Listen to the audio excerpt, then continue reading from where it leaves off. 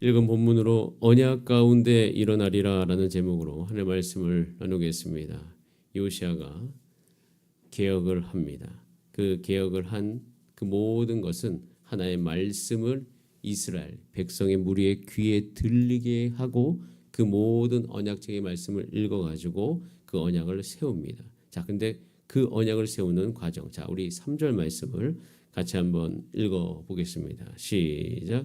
왕이 단 위에 서서 여호와 앞에서 언약을 세우되 마음을 다하고 뜻을 다하여 여호와께 순종하고 그의 계명과 법도와 율례를 지켜 이 책에 기록된 이 언약의 말씀을 이루게 하리라 하며 백성이 다 그 언약을 따르기로 하느라. 여러분 중요한 단어들이 있습니다. 여러분 있으면 표시해 주셔도 좋습니다. 왜냐하면 우리 인생에 날마다 해야 될 것이기 때문입니다. 언약을 세우되라고 되어 있습니다.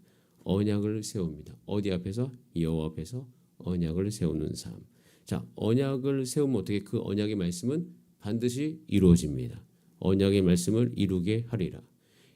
세우고 반드시 이루어지기 때문에 우리의 삶 가운데 일어나는 행동은 뭡니까? 언약을 따르는 거예요. 세우고 이루게 하신 그 언약을 따르는 삶. 이것이 우리 인생 가운데 회복되어져야 될 가장 중요한 것입니다.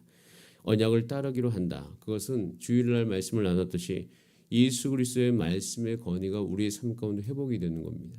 예수의 말씀의 권위가 우리 삶 가운데 회복이 되면 우리 인생의 모든 것이 다 정상으로 자리잡히고 규모가 생깁니다. 때로는 순간적으로는 내가 약해지는 것 같고 순간적으로는 불편해지는 것 같으나 그 모든 과정을 다 어느 일정 시간을 지나고 나면 그것이 훨씬 우리의 삶을 이롭게 한다는 것을 알게 될 것입니다. 그래서 언약을 세우고 있어요. 자, 그런데 지금 요시아는 언약을 세우는 것이 즉 하나님의 말씀을 듣는 것이 이스라엘 백성이 망할까봐 부정적인 태도로 하나님의 말씀을 따르는 것이 아니에요. 생명을 주는 말씀이기 때문에 하나님을 따르는 것입니다. 여러분 우리의 삶 속에서 성경 속에 넘치는 그 언약으로 말미암아 생명력이 풍성하기를 기도합니다. 에베소서 3장 6절에서 이 장면에 대해서 예수 그리스도 안에서 우리가 어떻게 이 모든 말씀이 이루어졌는지를 다시 말씀하시는데요. 들어보시길 바랍니다. 이는 이방인들이라는 이거 안에 저와 여러분이 다 포함된 줄 믿습니다. 우리도 이스라엘의 외인이었지만 이는 이방인들이 그 뒤에 복음으로 말미암아 그리스도 예수 안에서라고 되어 있어요. 복음으로 말미암아 그리스도 예수 안에서. 정말 중요한 단어가 있어요. 한번 따라해볼까요? 함께. 그러니까 함께 상속자가 되고 함께 지체가 되고 함께 약속에 참여하는 자가 되었다라고 되어 있습니다. 여러분 우리 모두는 하나님의 그 언약 안에서 상속자가 되고 지체가 되고 무엇보다도 함께 약속에 참여하는 자가 되었음을 기억하시기 바랍니다. 그래서 우리는 성경 말씀을 읽는 것은 약속에 참여하기 위해서 읽는 거예요. 이 언약에 참여하기 위해서. 이 언약의 말씀은 살아서 창조의 생명력을 갖고 있기 때문에 이 성경 말씀을 대할 때 우리가 이 성경 말씀 안으로 들어가면서 주님 이 창조의 생명력이 나의 삶 가운데 나타나게 하여 주시옵소서. 나의 인생의 모든 상황 속에서 주님 나의 결혼의 생활 속에서 나의 모든 자녀의 생활 속에서 내가 살아간 내 모든 육체의 생명력 안에서 성경을 통한 그 생명력이 나의 삶 가운데 일어나게 하여 주시옵소서. 여러분 한 가지 기억하셔야 여러분 우리가 해가 거듭할수록 우리 육신은 후퇴해 갑니다. 자연의 이치입니다. 그러나 우리 육신이 후퇴함에도 불구하고 우리는 분명히 압니다. 내 영은 영원한 생명으로서 하나님 나라 안에 거하리라. 우린 육신이 후퇴할 수 있지만 날마다 하나님의 약속의 말씀 안에서 이 예수 그리스도와 영원히 누린 이 생명력이 나에게 있음을 내가 안다면 우린 그것을 말미암아 오늘도 힘을 가질 수 있고 때로는 내 육체가 더 이상 힘이 없는 그 지점에도 우리는 소망을 잃지 않을 수 있습니다. 그것에 대해서 약속에 참여하는 자가 되었다는 것이에요. 우리는 하나님의 말씀을 언약을 세우기 위해서 읽는 것입니다. 자, 이렇게 읽다 보면 자연스럽게 우리 마음속에 우리를 정말 예수님이 거하시는 성전이다라고 성경이 이야기하고 있는데 자, 그래서 언약을 세우는 삶은요. 우상을 향해 분향하다는 것을 피하는 것이 같이 동반되는 것을 볼 수 있어요. 그래서 요시아는 4절부터 아주 반복적으로 나온 단어가 이겁니다. 불사르고 패하고 빠서 7절에 보면 남창의 집을 헐고 8절에도 성문의 산당들을 헐고 10절에 보면 몰록에게 드리기 위해 자기 자녀를 불로 지나가지 못하게 하고 무슨 여기까지만 읽어도 정말 이 므낫세 이 시기 가운데 얼마나 많은 그 우상의 숭배들의 그 더러움이 이 성전 안에 가득했는지를 볼 수가 있어요. 불사르고 패하고 빻고 헐고 헐었는데도 여전히 남아 있어요. 모든 것이 다 들어 있어요. 이 모든 우상 숭배가 더럽게 하면서 이 이스라엘 가운데 영향을 끼치고 있었습니다. 몰록에게 드리는 자기 자녀의 불로 지나가지 못하고 태양을 위하여 드린 말들을 제하여 버리고 또한 이 12절에 보면 므낫세가 여호와의 성전 두 마당에 어디에? 여호와의 성전 두 마당에 세운 우상을 숭배하는 제단들이 거기에 있었다고 되어 있어요. 거기를 다 헐어버렸다라고 되어 있습니다. 그러면서 이 모든 것을 다 제거했어요. 자, 19절 말씀 같이 한번 읽어보겠습니다. 19절 시작. 전에 이스라엘 여러 왕 사마리아 각 성읍에 지어서 여호와를 경노하게 한 산당을 요시아가 다 제거하되 베델에서 행한 모든 일대로 행하고 하나님의 언약을 세워가는 삶은 여호와가 하나님이 싫어하시는 것도 제거하는 인생인 것이에요. 이것이 함께 있음을 기억하시기를 바랍니다. 자, 그런데 이제 제거하다는 부정적인 것이잖아요.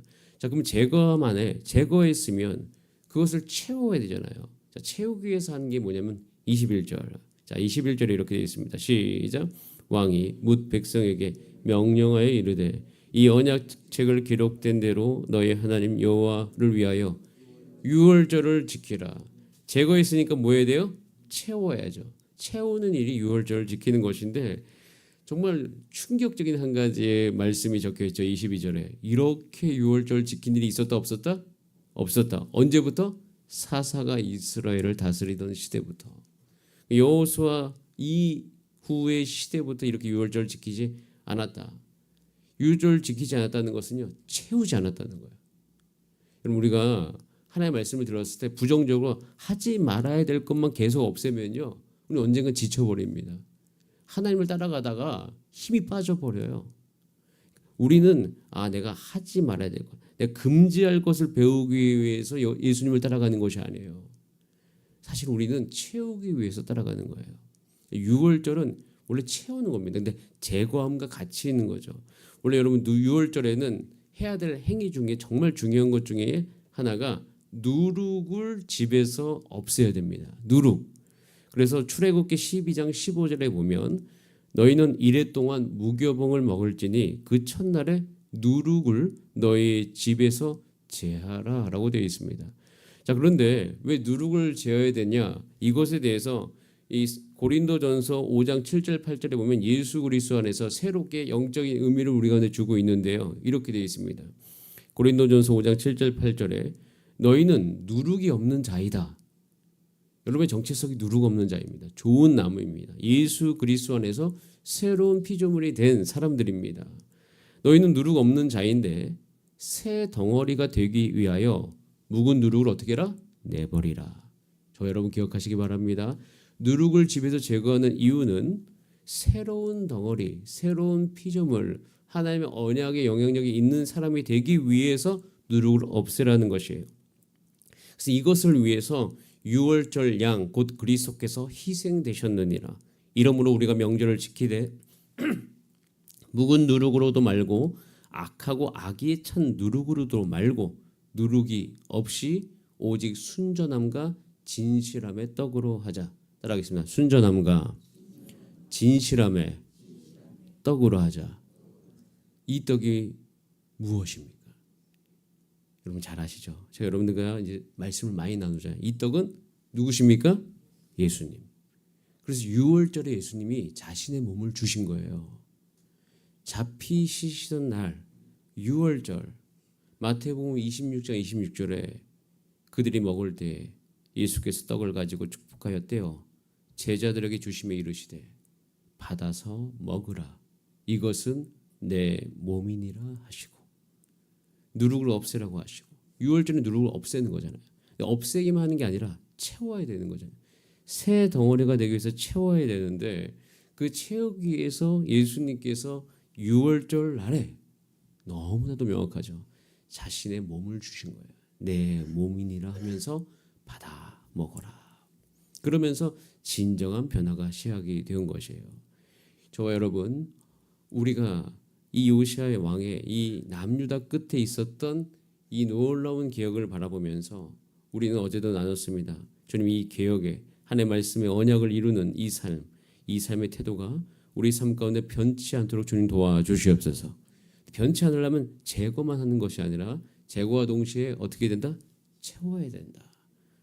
예수 그리스도로 채워야 된다. 여러분, 예수 그리스도로 날마다 채워진 여러분의 삶이 되시기를 바랍니다. 근데 예수 그리스도로 채워지는 것이 무엇인가? 여러분, 우리 예수님을 배워야 돼요. 그래서 이번 주 수요일 날 여호와를 아는 지식에서 자라가라라고 제가 내일 저녁에 말씀을 나누는 이유는 뭐냐면, 하나님을 아는 지식이 우리 가운데 풍성해져야 되는 거예요. 하나님을 경험한 지식이 풍성해져야 되는 거예요.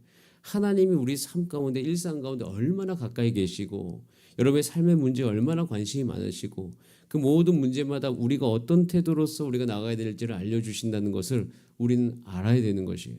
더 이상 우리는 이 부정적으로 몸을 제거하고 우리 잘못을 수정하는 인생을 떠나서 이제는 채우고 올바른 길로 가고 의를 사모하고 하나님을 사랑하는 길로 함께 가게 되기를 소원합니다. 그럴 때 하나님께서 저와 여러분 역대의 상하를 나누면서 이제 우리는 알게 될 텐데, 하나님께서 하나님 나라를 다시 세우실 때 우리가 어떻게 한 걸 한 건 나아갈지를 다시 알려주실 것입니다. 저와 여러분을 통해서 하나님 나라를 반드시 세워가 주실 줄 믿습니다. 여러분, 한 명 한 명이 교회인 것이에요.